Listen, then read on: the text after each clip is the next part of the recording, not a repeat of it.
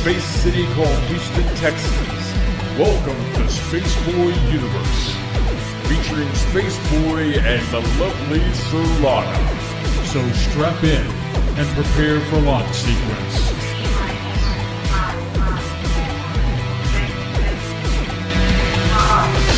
Greetings and salutations. I am Spaceboy, and this is Spaceboy Universe. Can you hear me now?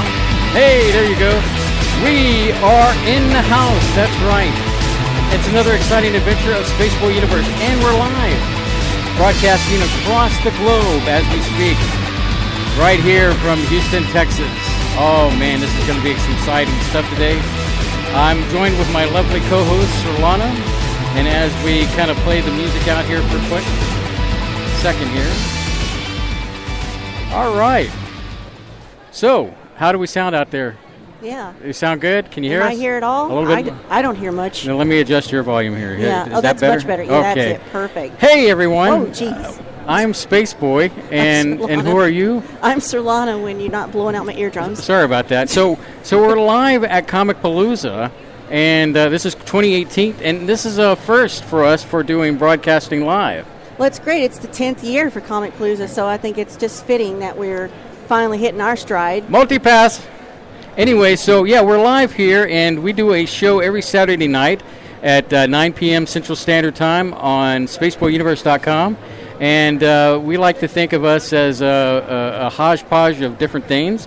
We cover history, we cover pop culture, we cover fringe science, technology, and what else do you got? Music and gaming. Oh, okay. How could I forget music? Anyway, so just to give you a quick thing, I started off as a musician, and I had been doing the music thing for such a long time. I decided that I'd like to do something different. Well, I got hooked into a friend who was doing this broadcast thing, and I pretty much had all the equipment. I said, you know what? I'm going to do a broadcast show. And, of course, I really didn't tell my wife that this is what we were going to do. And I said, why don't you just sit down with me and we'll just talk about stuff that comes up. And we're not live or anything. But so I hooked her into this. You suckered me into it. I wasn't trying to be a broadcaster. Just like out of Rick and Morty, I said, I roped her into this, and that's how it goes. So that's a little bit about us. Solana has no experience when it comes to this, other than being our resident researcher.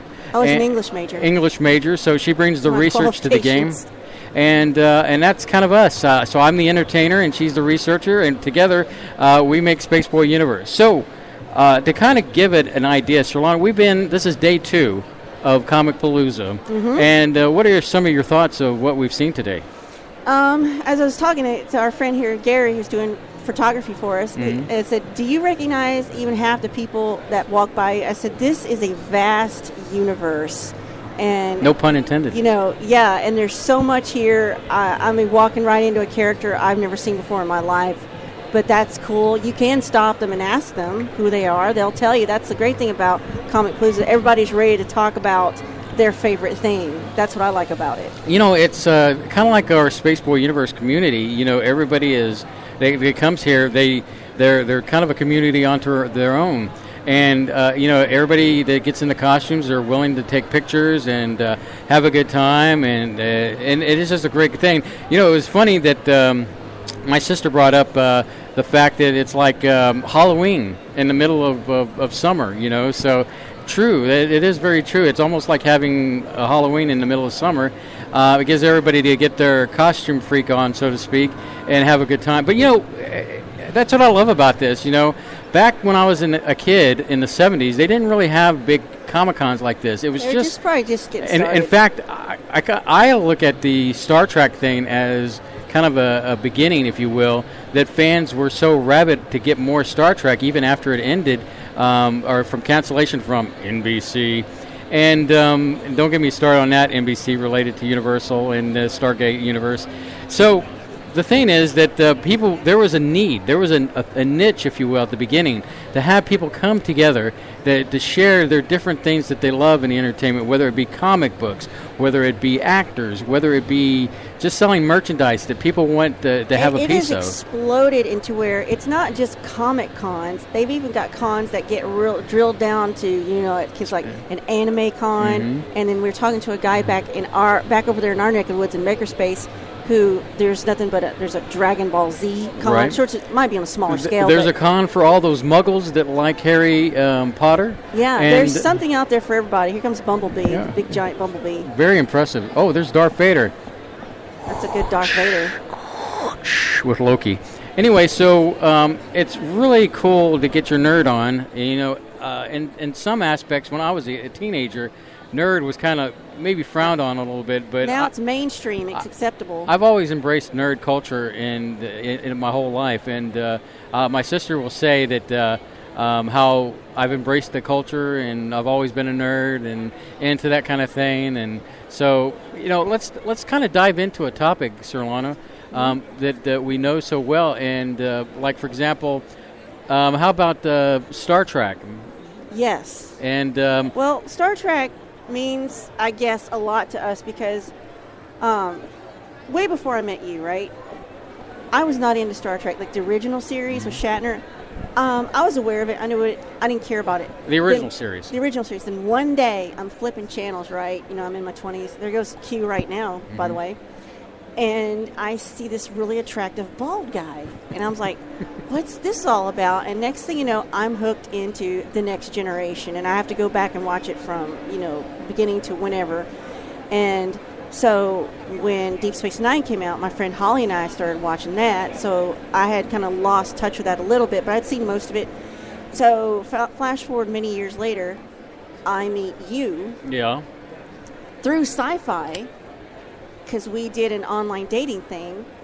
And when I knew I had you hooked was when I emailed you and said, I have all of Red Dwarf on DVD. And you said, we should meet. So, yeah, we met over Sci-Fi and Tortellini's, and the rest is history. And then, next thing you know, we're getting married at the Star Trek experience in Las Vegas. It's gone now, but that's where we got married. So that's what Trek, that's how deeply entrenched we're. In fact, we make Trek part of our wedding anniversary, on an informal level. We always watch one episode in particular. So that's how deeply entrenched we are with the Trek world.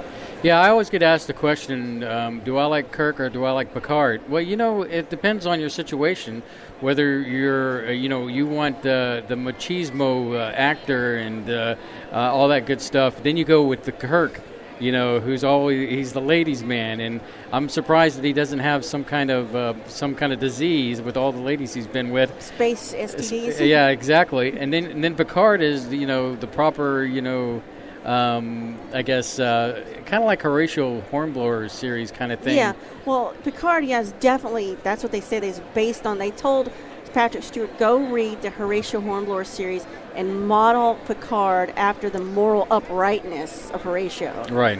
And so that's exactly who he's based on. And what I've liked about the transition of him is him as an actor, they had to loosen him up to work on that set. That's what a Shakespearean-trained serious actor, and then they had to just. Do you recall? You recall the Netflix show we watched? They talked about that. Come on, Sir Lana. Can't think of it. Something Captain or something. Anyway, yeah. It talks about the genesis of the Next Generation, how they were putting together, and Patrick Stewart was kind of this proper English-trained Shakespearean actor, and the rest of the crew, the actors, they were loosey-goosey, want to have fun time, and it didn't seem that serious. But over time, they did get Patrick Stewart to come their way. And speaking of TNG, Brent Spiner is here, and so is LeVar Burton from The Next Generation. They're over there next to each other, and we got to see them from afar. Also, Jerry Ryan's here from Voyager.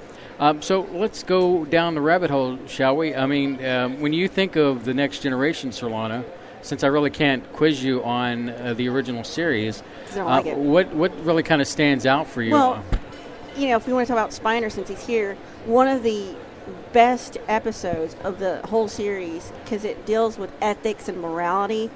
Is the one he features in is The Measure of a Man, where they're trying to like, is Data a sentient being with all the rights that we would give to other species on this ship? And they were saying he was property of Starfleet, like Right. he's just a thing, like he's a toaster. I mean, they did find him on that planet.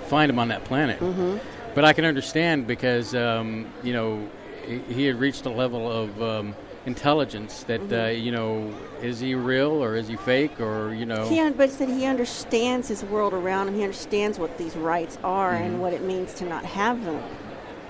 But the thing that really got me about that episode is when Riker, who was forced to be on the other side, walks over and just switches him off. Right, and Riker had a problem with that initially, but he knew they would that never let anybody do that in the legal system today. Right. I mean, he knew he had to do it because he had to, I guess, flesh out the possibility of his end of being the prosecuting end of the episode. Is it because they were out so far away and they were trying to set up a JAG office, a judge advocate, and they didn't have anybody else to be impartial? Because he wasn't impartial. That was his crewmate. Right. I still understand the legality of having Riker cross him. So anyway. So, was there any other episodes that you can think of in the Next Gen that really kind of like caught your fancy? And the one where Troy gets impregnated against her will, and she's like, "This is my space baby. I'm going to keep it." That was kind of sad. Do you recall that she wasn't? Oh, it was the mind rape thing, or which one was it that she didn't? Let's not talk about that one. Well, I'm talking about this is how it all Psychic. starts. Well, there was an episode she didn't really care for. Yeah. That she didn't, and I can't remember if it was the one where she got impregnated or the one that... I don't recall that. The mind taker. She didn't like... Ooh, the mind taker.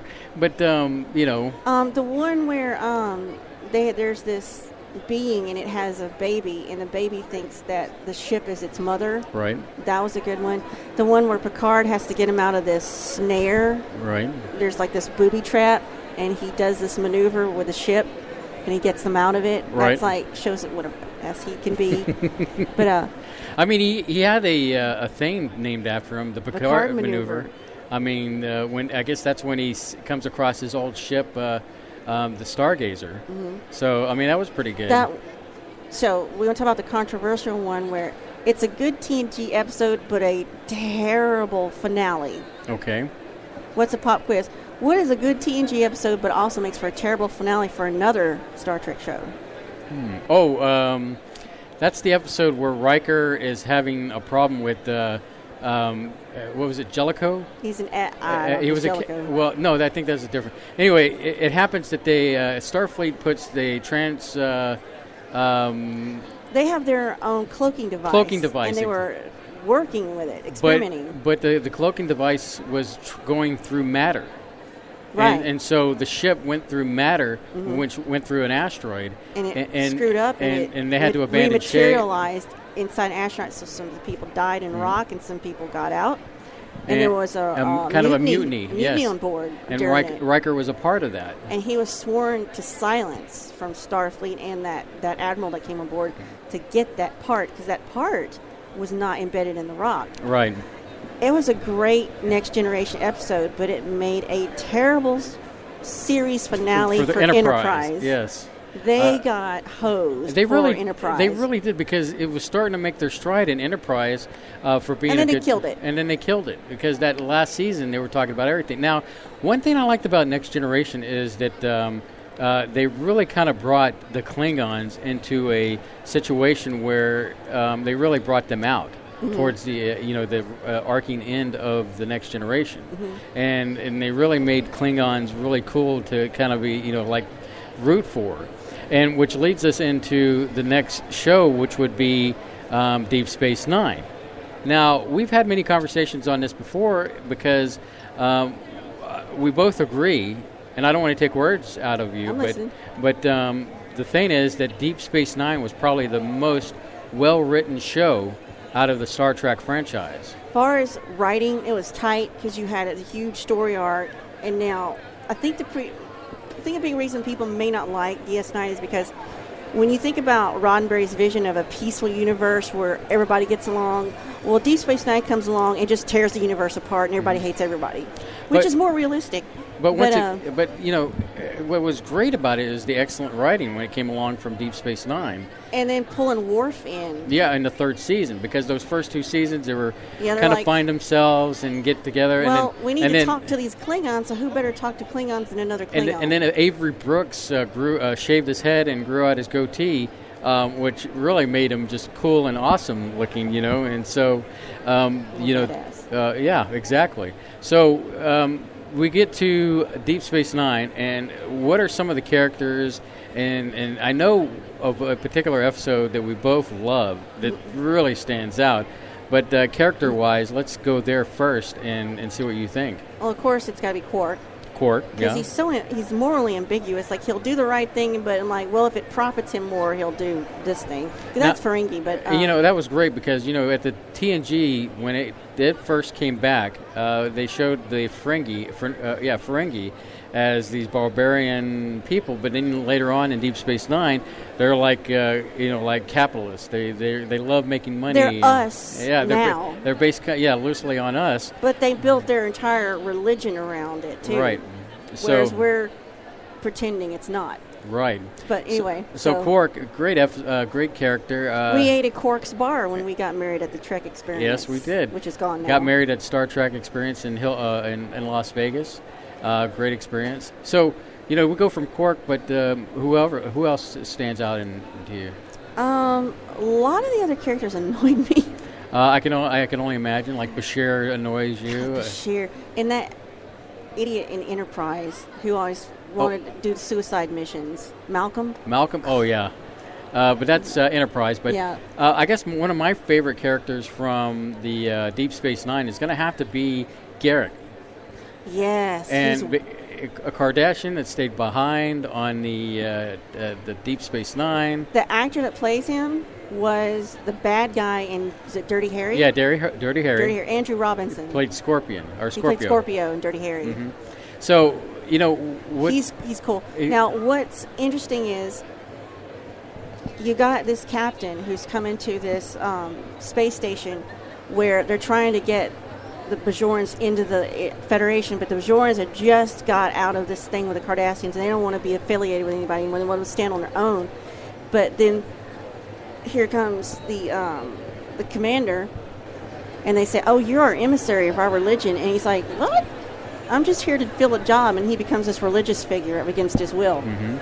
And then the show ends, and he gets taken into wherever these aliens are, and what's really good is go read the books that happen after Deep Space Nine. Those are really good. Well, you go from that to our favorite episode, which is In the Pale Moonlight. Oh, yes. And now, we watch this episode every year on our wedding anniversary because we were married at Star Trek, and we like it because it gets a lot of the characters involved, and it's good writing, and they're in an epic war, and they're losing. The good guys, humanity, Earth, everybody's in danger. They're losing, and Cisco's going to make a decision. The only way to win is to do something really underhanded and lie, and it's just wrong. Right. So who does he get to do it? Garrick. Garrick does all the dirty work. Mm-hmm. And we just like it because it's like... It's well written. You can't keep your ideals in this universe where you're trying to get along when people want to annihilate you. Sometimes you got to compromise your principles to survive. So that's what we like about it. And, of course, we love saying things like, "It's a fake!" So... Definitely. So, we go from Deep Space Nine, and at least it kind of left us with a cliffhanger in a way. There's a Starfleet officer there. With Deep Space Nine ending the way it did. I guess Benjamin going off to live with the wormhole aliens. But in the books, it does go on. It does go on from there. Yeah. So we journey from that, and I guess while that's going on, they have Star Trek Voyager, which starts on its own new network, UPN. Yeah. And that was one of their showcase shows that they started on. Probably maybe the weakest link. Maybe. However, my all-time favorite Trek character is in Voyager. Oh, with the Doctor? The Doctor, Oh, the well. EMH Doctor. I love Robert Picardo? Mm-hmm. If he was here, I would save up money to meet that guy. I swear I would. So, Voyager wasn't that bad, I thought. No. Think, I mean, there's some good episodes, but season 1 and 2 were just difficult. Right. And that Kes character, God. Well, after Kes left, and the guys with the bad foil perms. The Kazon. Yeah, they looked like they went to get their hair colored, and then they just left the foil in and walked off. Here was my problem with the Kazon, is that they spent all that time messing around with them, and like, okay, don't you think you should be heading back home? How big is their territory? They were just trying to get out. That's the main thing of Voyager. They're trying to get home, right? So they go through space, and then every time they come up against somebody, like, oh, this is our territory, get out. Like, we're trying to. Leave us alone so we can go home. So, I mean, that was the downside as far as at the beginning, that first 2 seasons. We learned that the Delta Quadrant's full of a-holes. Well, who do we find in the Delta Quadrant? We find the Borg. More Borg. Yeah, so, I mean, Case in point, Jerry Ryan is here today. Mm-hmm, Jerry Ryan's here. Cool. And that's... We're talking Trek right now. We're talking Trek. So, but, what's interesting is that basically Kes left, which was kind of a weak character. Yeah. Cut that out. Jerry Ryan came on. They introduced the Borg. Made it interesting. I think at some time in there, what was her name? Janeway changes her hairstyle. And everybody's happy again. And it's all... We can all relax. We can all relax. Chakotay and the gang, we got to see Robbie last year at Comicpolooza. Yes, guy who played Lieutenant Paris was here last year. Duncan McNeil. Yeah, Duncan McNeil. We saw him you and we listened to, you know what impressed me about that panel? What's that? Is how intelligent the people were that were asking him questions. They were like stumping him. He didn't know these answers. So. Well, it's amazing to watch the fans of Trek. I mean, see, this gets me, you know what? I have to do this. So, that is so loud in my head. So this was what gets my goat, is that, basically you have people who are fans like the Trek people are, and Paramount and them really give them a disservice when it comes to giving them what they want, because we got to go through all that with Axanar, and what a mess that was, and it came out to where Paramount said, if you're going to do a fan film, you can only do like a 5 to 10 minute thing, and it can't be like a series, and you can't use these words or this branding. And whereas when you go and you circle back and you talk to oh wow, is that a Mac? Yeah. Okay. So when you circle back to the Star Wars fans, which is kind of funny, because Star Wars fans have always had an ability to have a playground to talk and to do their thing. Nobody's shutting them down for copyright. No, but as far as Star Wars is concerned, is that you've got Kathleen Kennedy on the warpath to disservice all the hardcore fans. And when I say hardcore fans, I'm talking about people that are in that grew up around episodes 4, 5, and 6, New Hope, Empire Strikes Back, Return of the Jedi. So these people are the ones that are my age, 40-something, going on 50-something, that it's like that meme with Fry, take my money. Mm-hmm. I'm willing to pay for it. They're ready to see it. They're not getting... They're not... No, in fact, I know if you haven't really seen The Last Jedi, and it's really... What was the last one? That's with Luke coming on, and you saw... The Force Awakens. That's the one I saw. Where you saw the last few seconds of Luke at the end of the... Somebody gave the Force some coffee and it awakened.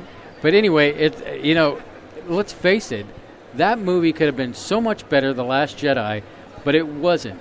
Because why? Because it made Luke out to be a pansy. And at the end of the film, Maybe he's just a confused old man. No. What about Ben Kenobi? I mean, when he's in the desert watching over Luke.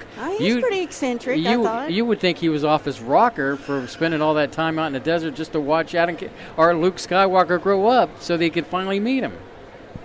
So that's pretty weird. So, stalking, basically. Yeah, well, no, he was sent there to protect him because he was going to need... There was going to be a time Yoda told him to go to Tatooine and watch over Luke. And he did his job. He didn't go off his crackers like like Luke Skywalker did. I mean, it was pitiful. I mean, sure, we learned like where the blue milk comes from, but do I really want to see where he's milking the cow, getting blue milk? I mean, that scene was just tragic. And so, at the end of the day, that's where it all started, is that the downfall of Kathleen Kennedy pushing her agenda into these movies. So you get this weekend, Blue which milk is agenda, huh? Yeah, the blue milk agenda. That's what we'll call it. Is that we get this weekend, which is the opening weekend for Han Solo, and a lot of people, here's my hold your ears. So the thing is that what gets my goat with that is they hired the first actor that came in to play Han Solo. No, they didn't interview anybody else. They said, nah, send them away. We want this dumb guy and play Han Solo. There were a lot of other actors out there. In fact, there was a guy that played Harrison Ford's younger self in a movie, and he had the persona, they had the swag, he had everything you would want in a Han Solo. But what did they do? No, they bring this guy in that looked like a cardboard cutout, and they even hired somebody to help give him acting lessons. And what? We get this. In fact, we didn't even get a trailer with the guy in it until much later, until the last minute, to show what a pansy this guy is. And I emphasize on this. So what do I say from this point on? Is that Kathleen Kennedy really bombed this one, and it's been coming along. At some point, as Solana types on her phone over here.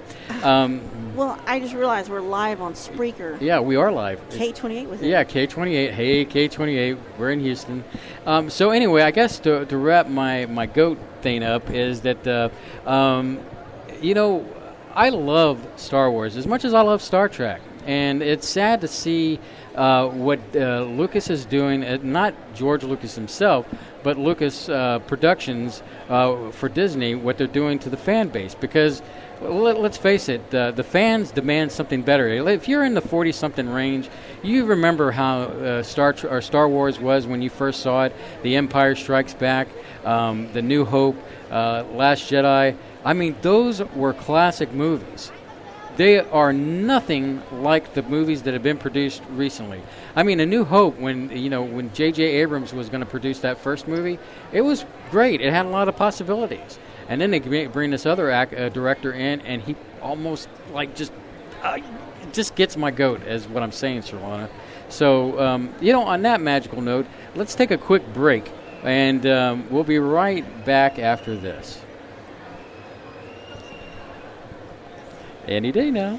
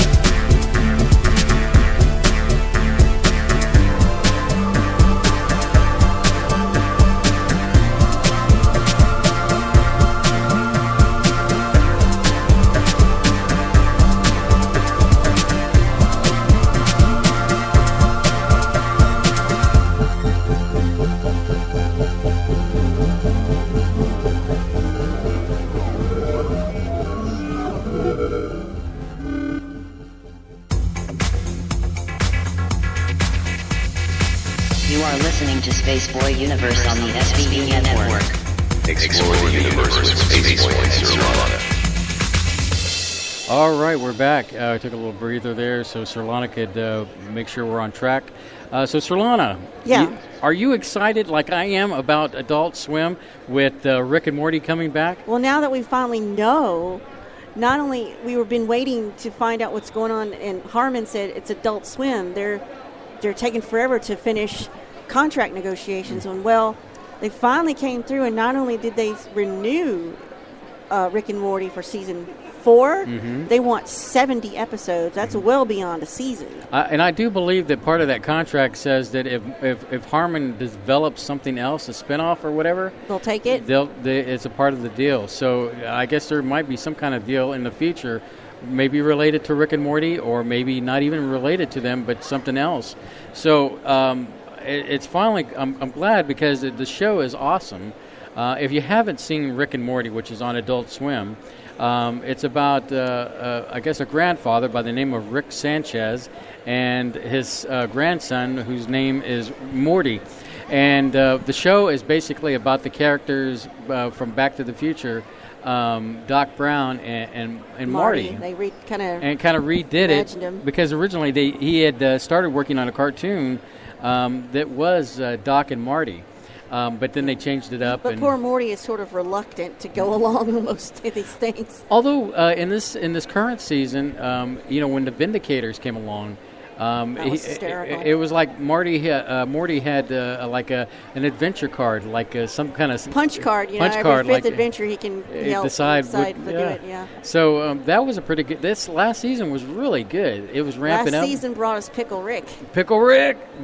Yeah, Pickle Rick.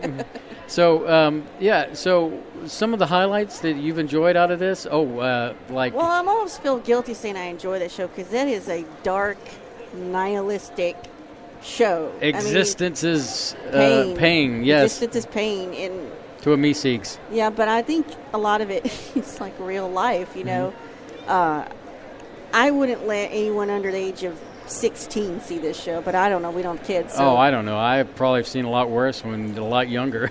But yeah, it's not a hopeful show. Nobody learns anything. Nothing wraps up nicely. No. It's really Harmon really taps into that negativity. Yeah. And you can feel Harmon all over it. Now, some of the episodes I've enjoyed from Rick and Morty is the Szechuan sauce. That's when they had him in prison. That caused a media blitz with McDonald's where people were rioting in McDonald's trying to get their Szechuan sauce they brought back. Fans lost their crap when it came to that. They were like jumping on the counters and I'm entitled to my Szechuan sauce and they went a little too far. Mm-hmm. The Lawnmower Dog was a good episode. Mm-hmm. Summer. And we've got, talking about TV, we've got some people here. I know you're into the Marvel TV shows. I don't watch them, but Kristen Ritter's here. And is the guy from Daredevil? The guy from Daredevil, Charlie Cox is here. I'm sure you've got some thoughts about those shows. Well, yeah. In fact, I can't wait for the next season of Daredevil to come out. I mean, let's face it, ladies and gentlemen. Ben Affleck has a way of taking characters and twisting them and putting them into situations that you don't want to watch them anymore. He has a way of killing them. Yeah, so, whether it be Daredevil or Batman, take your pick. I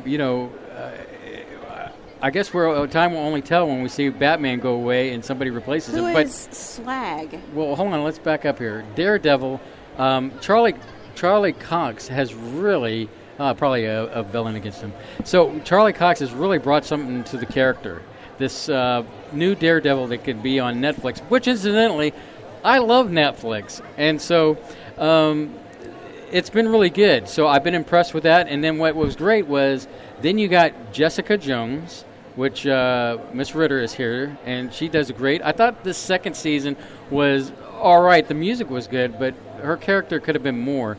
But I'm pretty sure the third season is going to be awesome with her.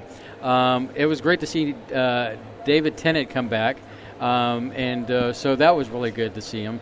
And then, the Iron Fist, a lot of people didn't really like it because when you look at the Iron Fist, it's hard not to think of the Green Arrow because both of them kind of have this I was rich, part of a rich family. I got lost in the middle of nowhere, and then I came back, and now I'm fighting crime. It is what it is, but that's not the only character that both the Marvel Universe and the DC Universe have kind of stolen from each other.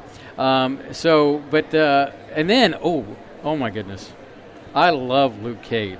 I have a good friend that every time because he's pumped and he's ready to just get it on and everything. That show is phenomenal, let me tell you. Sure. So if I had to say, as far as the Netflix quad players, if you will. Do you watch The Punisher?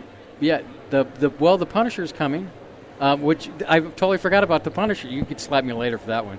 And so I'm gonna slap you for some other things. Don't worry. No, I'm sure you will. You've got it coming. Believe me. Just like that song. So the thing at the end of the day is, yeah, Punisher was good, but I think that if I was going to rank these, I would rank them as Daredevil is great to see, Luke Cage, followed closely by Jessica Jones, and then the Punisher, and then probably... Do you watch The Arrow? And then, well, that's DC. Oh, well. And then you follow, the last person would be the Iron Fist, yeah. It's like when you've seen the storyline before, it's kind of like, okay, I've seen this, it's like, whatever. But, so DC you were talking about over there? Oh, yeah. I was wondering if you watched any DC TV. In this day and age, it's so wonderful, Netflix that is, that you can binge watch a show when it's got 2, 4, 8 seasons. And I guess my viewing has changed from watching things weekly to waiting till the season's done, then going back and watching it all at once. Because there's nothing more sad and depressing than to binge watch a show and you get to the end and that's it. No more show, you've done it all. And so it makes it quite convenient to binge watch shows. So The Arrow, The Flash, which I'm a big fan of The Flash in the DC universe. It's been great to I binge watched 3 seasons when they were first at that point. I've stepped away. Now I'm probably going to go back. I'm going to binge watch it from the beginning so I can be, okay, that's when that happened or this is when that happened. Anyway, that's my thing. You're definitely more a mainstream nerd. Yeah. You're watching more of the all this stuff that's out there. I'm more of a closet book nerd. Mm-hmm. I don't get into everything that everybody else is into. I'm more of a esoteric. I don't think of myself as an uber nerd.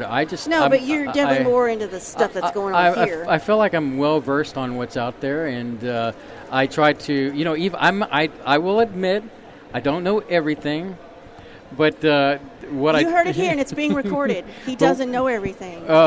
As my wife will try to point out. I'm going to get this. I'm going to go back and get the audio, and I'm going to clip this down, and I'm going to make that your ringtone. Anyway, when you call me. But the thing is, at the end of the day, I am tapped into the culture that's here. These people, this community, is people that I like to talk about and have a conversation at the water cooler. Whereas about, I read books and I keep it to myself. For that ultimate question, like, hey, do you like Kirk or do you like Picard?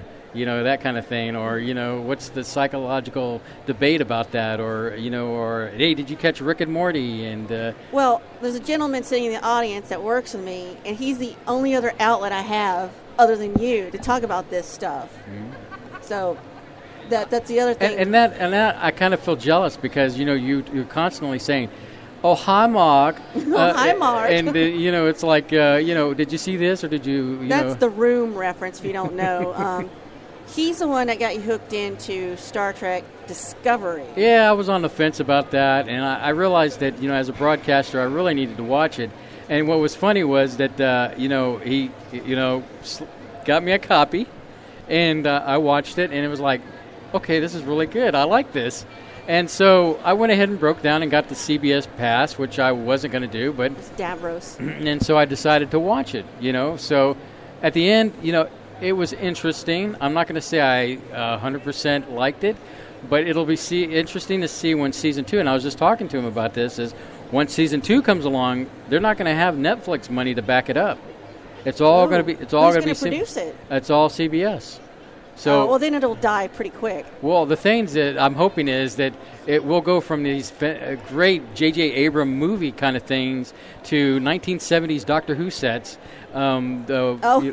You think production quality will go down when CBS gets hold of it? So we'll start looking at the original Star Trek. Speaking of Doctor Who, as we're being approached by Davros and now, interesting thing coming to Fathom Events. I know this is not a commercial or anything, but coming to Fathom Events, I think in August, they're going to broadcast the original Genesis of the Daleks. So with Tom Baker, which is my favorite Doctor, and next to David Tennant.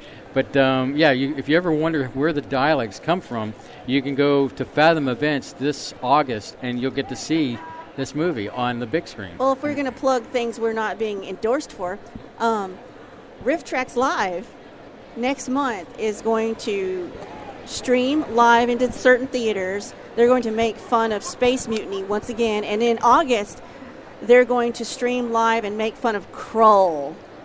Oh, now see, that's a classic. August. Do you remember that? That's going to be worth seeing. Do you remember Krull as a kid? Oh yeah, that was the one guy with the one eye.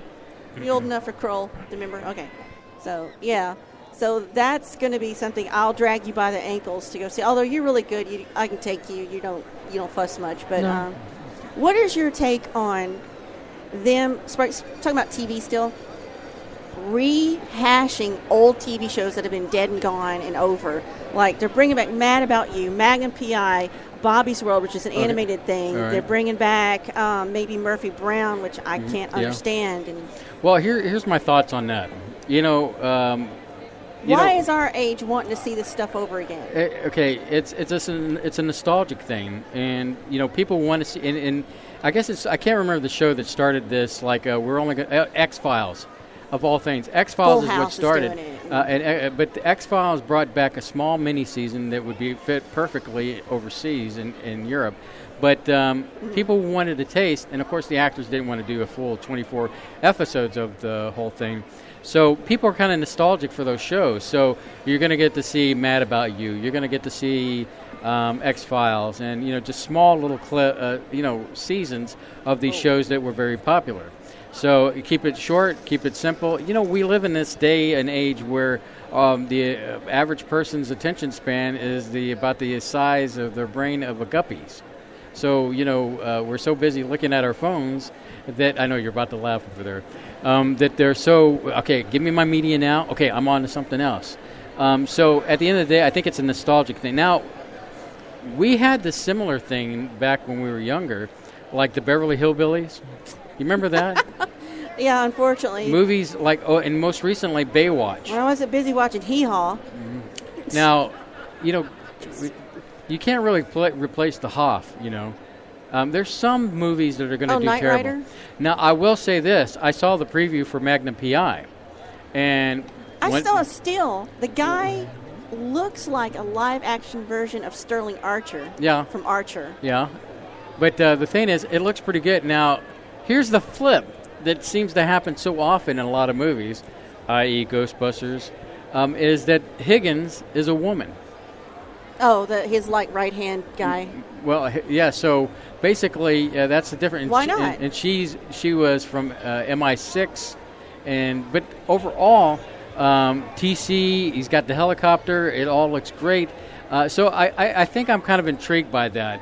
Now, there's some shows I firmly believe don't need to be resurrected, and, even, you got kind of jazzed for Rocko's Modern Life. And I never got to see it, but that's a good example but when you saw previews for that, it was like, ooh, I'd like to see that, Mm-hmm. So that's why, it's a hit and miss. What I like about that show is when it first aired, Rocko's Modern Life, they had a couple of episodes that sailed right on through Nickelodeon, and now you go back, they won't air them anymore because they were a little bit risque. Mm-hmm. Well, I think you get that in all cartoons. Going back to the Warner Brother cartoons that we grew up as kids watching with Bugs Bunny and Daffy. Some of those you can only see them bootlegged on YouTube because now they're no longer politically correct. What was really good is when you had Animaniacs, and a lot of stuff in that one. Hello, Nurse. Yeah, I loved Animaniacs and Pinky and the Brain, and the 90s was like a revival for animation cartoons, I thought. Once again, these things go in cycles. and you're going to have some hits. You're going to have some misses. Mitts? In fact, it's interesting you bring that up. They're going to bring Animaniacs back. Have they run out of ideas for new and original things? I think, I think that's the complaint with movies these days. Who wants to see Baywatch and pay that kind of money in a theater? Mm-hmm. And I hate to say it like the Marvel Universe is crushing the rest of the movies because it's like, people want to see this. So it is what it is. You want my water? Sorry, a little dry throat here. This happens in our broadcast at home, too. I get excited like the Pointer Sisters. You know how old we are now. Not a Guerrero gulp, just a sip. I'm capable of drinking the whole thing. So anyway, so where are we at? What else do we have here as we're starting to get to the home stretch here? Well, yeah, just there's a lot of stuff coming out. I think I've said everything I had to say about Han Solo. It's just, there's going to be a movie about Brexit.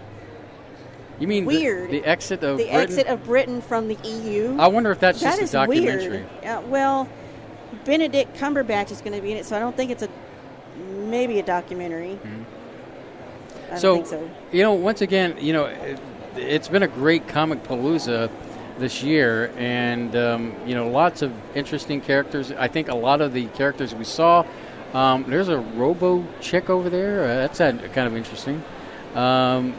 You've got it's a female RoboCop. Spider-Man RoboCop. from Homecoming in his non-Spider-Man outfit. Yeah. Just different characters you see here, just roaming the village, and but some really good ones. Like the Bumblebee costume was just off the hook.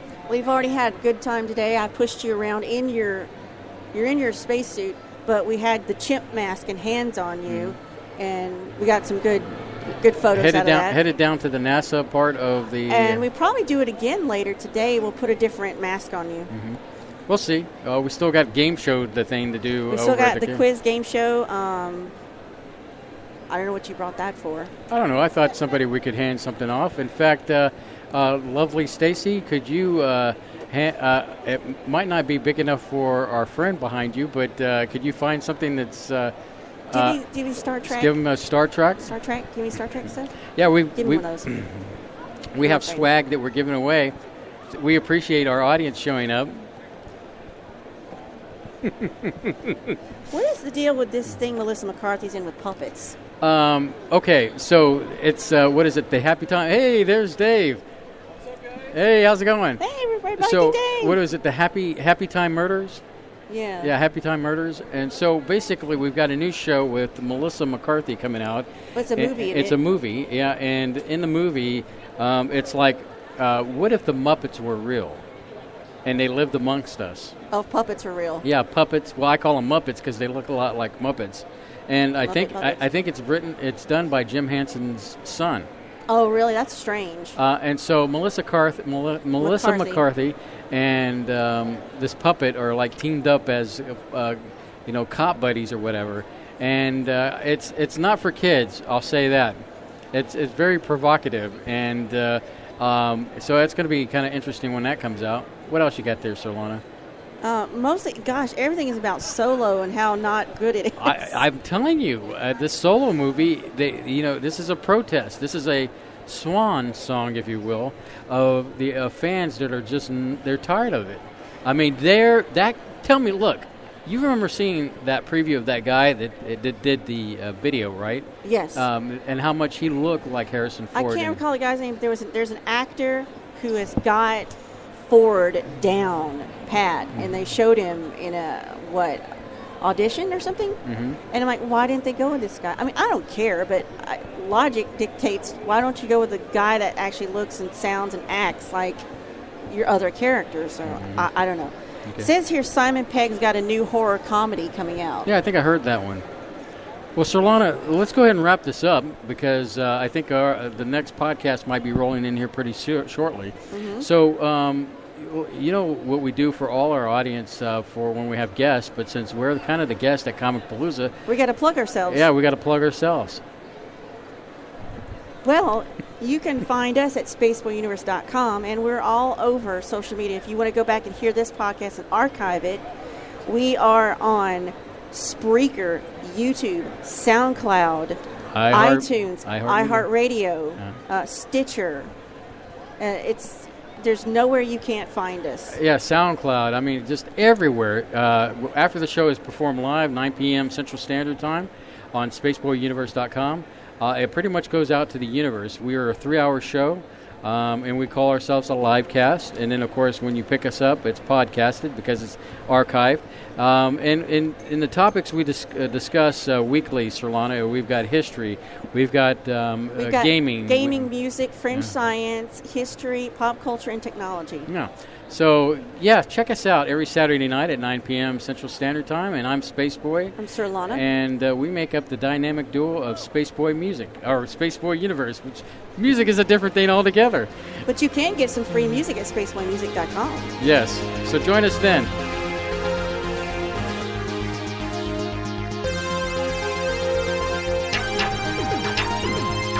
Spaceboy Universe is hosted by Spaceboy and Solana. Executive producer is Solana. Social media producer is Dennis Koch. Associate producer is Lee Ann Cordes.